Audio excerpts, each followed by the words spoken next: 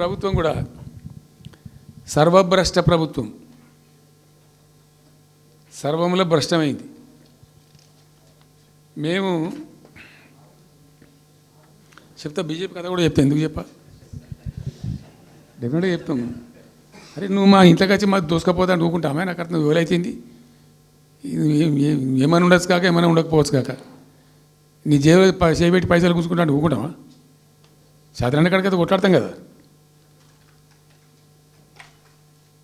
Actually ఒక పద్ధతిలో ఈ రాష్ట్రం ఒక క్రమ పద్ధతిలో మంచిగా ముందుకు పోతూ ఉంది. సంక్షేమం విషయంలో కానీ, అభివృద్ధి విషయంలో కానీ, పారిశ్రామికీకరణలో కానీ, ఐటీ రంగంలో కానీ, క్రైమ్ తగ్గించడంలో కానీ, లా అండ్ ఆర్డర్ మెయింటైన్ చేయడంలో కానీ ఒక మంచి పద్ధతిలో పోతూ ఉంది. ఇవాళ ఏందండి, జంట నగరాలలో పట్టభాగాలు నడి రోడ్డు మీద హత్యలు జరుగుతున్నాయి, అడిగే దిక్కు లేదు. మానభంగాలు జరుగుతున్నాయి, రేపులు జరుగుతున్నాయి. ఎన్సీఆర్బీ రిపోర్ట్ ప్రకారంగా 20% క్రైమ్ రేట్ పెరిగింది తెలంగాణలో. పీస్ఫుల్ స్టేట్ ఉండే, ఫ్రెండ్లీ పోలీసింగ్ ఉండే, అవన్నీ ముఖ్యమైపోతున్నాయి ఇవాళ తెలంగాణలో. చూస్తున్నాం మేము, మనం పాటించడానికి చూసుకుంటూ, గమనించుకుంటూ, రికార్డు చేసుకుంటూ అని చర్చ చేస్తున్నాం. ఎప్పటికప్పుడు పెరిగిపోయినాయి. వాగ్దానాలు ఏంటంటే వీళ్ళు చేసినాయి. మంచిగా ఉన్న ప్రజలను, మాకు ఓటేసే ఉద్దేశంలో ఉన్న ప్రజలను పచ్చి అబద్ధాలు టెంప్ట్ చేసి, మోసం చేసి, ఈ రాష్ట్ర ప్రజానీకాన్ని మోసం చేసి, దొంగ మాటలు చెప్పి, మాయ మాటలు చెప్పి, అర్రాస్ పాటలు వాడినట్టు వాడినండి, వేలం పాట వాడినట్టు. కేసీఆర్ 10,000 ఇస్తాడు రైతు బంధుకు, మేము 15,000 ఇస్తాం. మహిళలకు 2,500 ఇస్తాం. కేసీఆర్ కళ్యాణ లక్ష్మి ₹1,00,000 ఇస్తాడు, మేము తులం బంగారం కల్పిస్తాం. మీరు పెళ్లిళ్ళు చేసుకోకుండా ఆపుండ్రి. ఇదే ప్రభుత్వం మీరు చెప్పినటువంటి మాటలు, పెళ్లిళ్ళు చేసుకుంటూ ఆగిపోండి, మీరు నవంబర్లో చేసుకునే బదులు డిసెంబర్లో చేసుకుంటే తులం బంగారం కూడా వస్తుంది. ఉపన్యాసాలలో చెప్పినండి, మా దగ్గర ఉన్నాయి ఆ క్యాసెట్లని. ఇంకేం చెప్పినారు, పెన్షన్ తీసుకునే ముసలి ఎవరు అవుతున్నారో నవంబర్లో తీసుకోకుండా డిసెంబర్లో 4,000 వస్తుంది.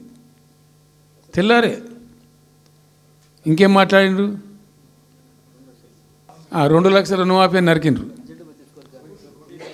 ఉరుకుండ్రి బ్యాంకుల పంట పోయి జల్దీ తెచ్చుకోండి. ఇక ఒక్కటి కాదు, అట్లా అర్రాస్ పడబడినట్టే. శాంతాడంత లిస్ట్ 420 హామీలని చాలా ఉన్నాయి. నేను కొన్ని హైలైట్ చేసి చెప్తున్నాను. టెంప్ట్ చేయడంలో, ఫర్ ఎగ్జాంపుల్ ఇప్పుడు ఇండియా మొత్తంలో ఎక్కడ ఇయ్యరండి. మేము మొత్తం కూడా 100% సమ్మిళితమైన అభివృద్ధితో మేము ముందుకు పోయినాం. ఇట్లా ఏకపక్షంగా ఏకోన్ముఖంగా పోలే. మేము ఆల్ ఫ్రంట్స్ కవర్ చేయాలని చూసినాం. పేద పిల్లలు ఉంటారు, వాళ్ళకి పాపం విదేశీ విద్య లేక సీట్ వస్తుంది, చదువుకోవాలని ఆశపడతారు, పోలేరు. వ్యక్తిగతంగా మమ్మల్ని అడిగితే మేము పార్టీగతంగానో వ్యక్తిగతంగానో చేసేది కొంతమేరకు. పాలసీగానే ఎందుకు చేయకూడదని చెప్పి ఆలోచించి ₹20 లక్షలు ఇచ్చింది. ఎస్సీ ఎస్టీ పిల్లలు పోతే వాళ్ళకి అంబేద్కర్ పేరు అని పెట్టినాం. బీసీ అమ్మాయిలు పోతే వాళ్ళకు జ్యోతిబా పూలే అని పేరు పెట్టినాం. రకరకాలుగా మొత్తం మీద వాళ్ళకి ₹20 లక్షలు ఇచ్చినాం. అంటే ఎట్లాంటి ఇష్టం వచ్చినట్టు అది కూడా పెంచుతాం. కేసీఆర్ 10 లక్షలు ఇస్తాం, మేము 12 లక్షలు ఇస్తాం దళిత బంధు. ఇట్లా ఎన్నండి ఇష్టం వచ్చిన అంటే నోటికి మొక్కాలిగా. అది కూడా 100 రోజుల లోపలనే ఇస్తాం. ఆ కార్డులు వంచుడు, సంతకాలు పెట్టి బాండ్ సంతకాలని ఇంటింటి కార్డులు వంచి మొత్తం చెడగోపం పెట్టారు. దిక్కుమాలిన దరిద్రం అంతా నెత్తిన పెట్టి కంప్లీట్ ప్రజలను టెంప్ట్ చేసి ఇలా వడ్లు కొంటలేరండి. సన్నాలు మొత్తం వడ్ల ప్రతి ధాన్యానికి లిస్టు, పెద్ద లిస్టు, శాంతాడంత లిస్టు.